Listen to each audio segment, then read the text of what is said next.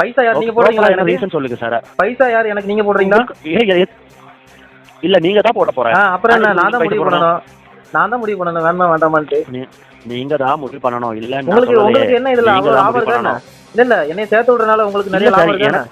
Wait சொல்றேன், wait பண்ணுங்க. எனக்கு வந்து லைக் நான் ஒர்க் பண்றதுக்கு வந்து எனக்கு டார்கெட் இருக்கு. தெரியல உங்களுக்கு? இல்ல தெரியாது. எனக்கும் டார்கெட் இருக்கு. பட் எவ்வளவு உங்களுக்கு கிடைக்கும் ப்ராஃபிட்? ஏதாவது உங்களுக்கு ப்ராஃபிட் எவ்வளவு கிடைக்காது. லைக் எனக்கு ப்ராஃபிட் கிடைக்காது. இது வந்து எனக்கு சேல்ஸ். இல்ல புரியல. எனக்கு சேல்ஸ்.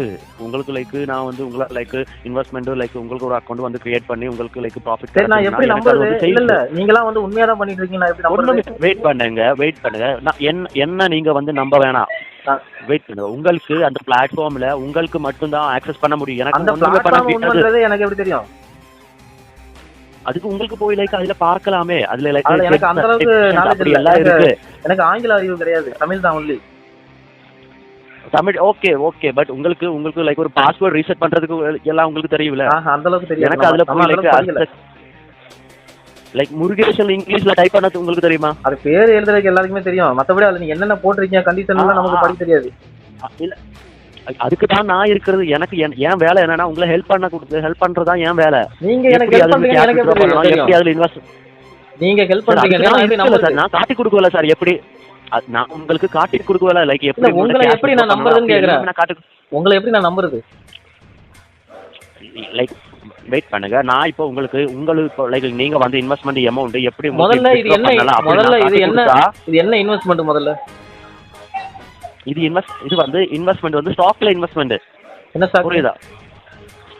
ஸ்டாக்னா இப்போ like gold, oil, crude oil, like இப்போ டிஃபென்ஸ்ல வந்து வெப்பன்ஸ் மேனுஃபேக்சர் பண்ற கம்பெனிஸ் இருக்குல்ல, அதுல எல்லாமே வந்து ஸ்டாக்ல இன்வெஸ்ட்மெண்ட் வரும். ஸ்டாக்ல வந்து டிஃப்ரெண்ட் கம்பெனிஸ் இருக்கு. டெஸ்லா, ஆப்பிள், அப்படி எல்லாம் டிஃப்ரெண்ட் கம்பெனிஸ் இருக்கு.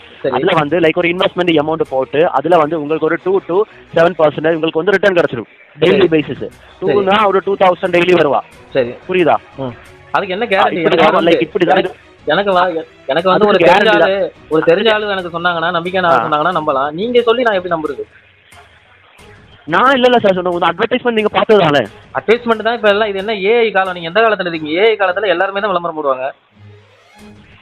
இல்ல ஏஐனா ஏஐ வந்து நிர்மலா சீதாராமன் படத்தை போட்டு யார் வேணாலும் பண்ணலாம். மோடி படத்தை கூட போட்டு பண்ணலாம். யார் படத்தை வேணாலும் போட்டு பண்ணலாம்.